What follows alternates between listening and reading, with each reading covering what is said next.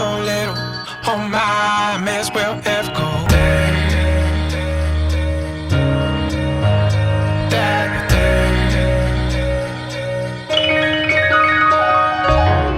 Bun, suntem în București și am venit să-l vizităm pe campionul mondial în flare bartending, Luca Valentin, și acum suntem chiar la el acasă.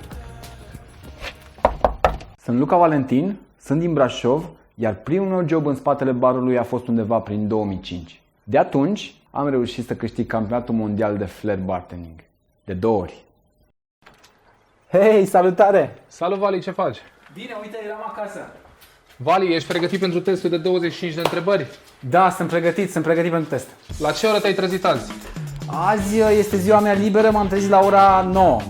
La ce oră te trezești când mergi la antrenament? De obicei mă trezesc la ora 6.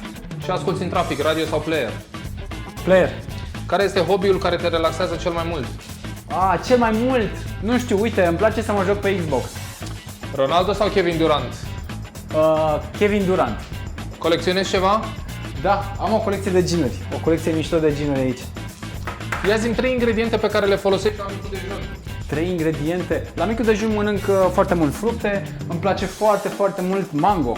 Hei, ce faci cu Bine, iubita, uite, facem teste de 25 de întrebări. Super, bună, Ionuț. Bună, Andreea. Poți să pun o întrebare? Da, te rog. Ți-amintești când era prima oară flori? Prima oară flori. Ți-am luat prima oară flori când ți-am luat prima oară flori. Bravo, ai spus corect. Ia-zi-mi, Vali, însurat sau într-o relație? Întrebați-o pe Andreea, Serios, asta e o întrebare? Și ia-zi-mi, care e cel mai tâmpit lucru pe care l-ai făcut? Cel mai tâmpit lucru pe care l-am făcut, probabil atunci când am alergat gol pe stradă, era un pariu oricum.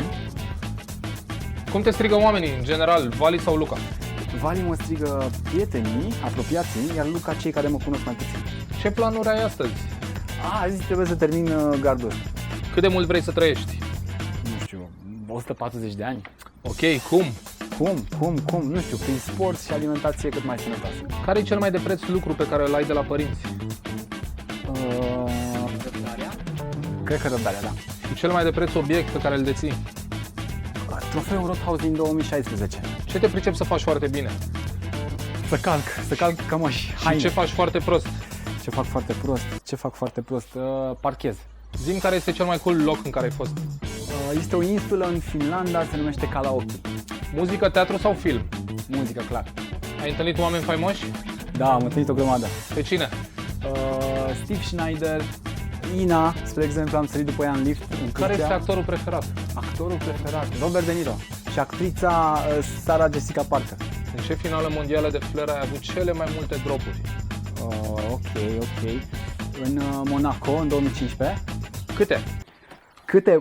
Multe, peste 10. Iar el este Charlie.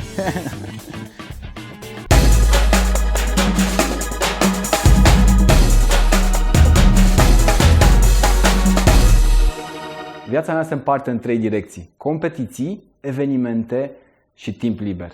Am fost în Las Vegas, în Cancun, în Brazilia, în Fortaleza, în Asia, în Tokyo, China, Guangzhou. Iar când vine vorba de Europa, sunt acasă.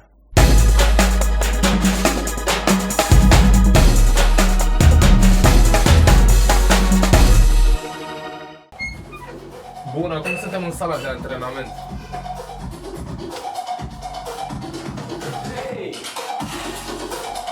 Hei! Salutare! Salut! Bine ați venit în sala mea de pregătire, în sala mea de antrenament.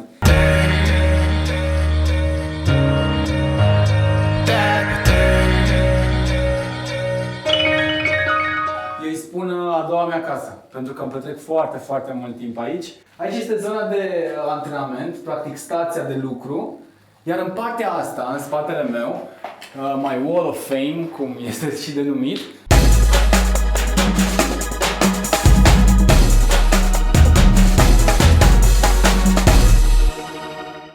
câștigarea unui concurs înseamnă de fapt atenția la detalii. Odihna, zborul cu avionul și nutriția sunt importante pentru mine.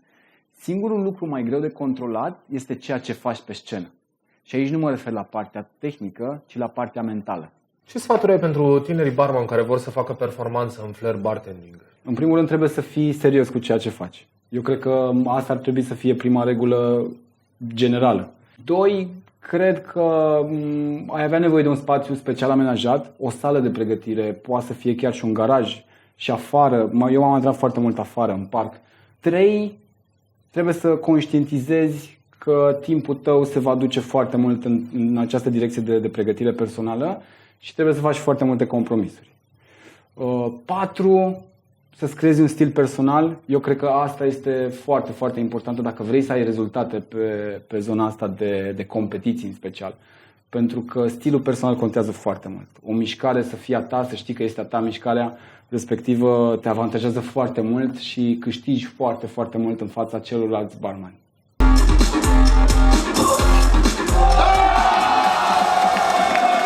Păi, un antrenament obișnuit, antrenamentul meu zilnic, se împarte în două direcții. Zona de warm-up, de cardio, mă ajută foarte, foarte mult la competiții, mă ține în mood-ul ăla competițional. Fac foarte multă coardă, spre exemplu. Coarda ajută la precizie, acuratețe, viteză. Și apoi, intrând în antrenamentul propriu-zis, încep printr-un sistem pe care eu l-am pus la punct. De fapt, îl tot modific de vreo 2 ani de zile. Încerc să ajung la un sistem foarte, foarte bine definit. Înseamnă o pregătire zilnică, înseamnă o repetare a rutinei de câte 10 ori. Da? Și am aici un grafic, practic. Da? Și practic avem o rutină și aici sunt 4 bile albastre.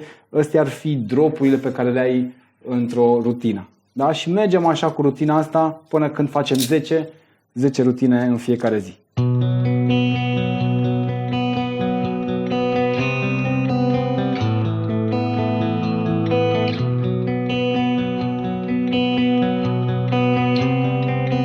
Cum pregătești o mișcare grea? Sau ce înseamnă o mișcare grea pentru tine? Băi, pentru mine o mișcare grea, nu înseamnă o mișcare cu 4 sticle, să le arunci, să le prinzi, să faci genul ăla de juggling. Pentru mine prizele, da, exact cum ții sticla, contează foarte mult. Eu m-am axat foarte mult pe aspectul ăsta de când m-am apucat de flirt și mi-am dezvoltat o abilitate a mâinii stângi, în așa fel încât să pot ține 3 sticle într-o mână. Uite, și am să-și arăt acum. Da, priza asta am lucrat-o foarte, foarte, foarte mult. Am lucrat-o ani de zile.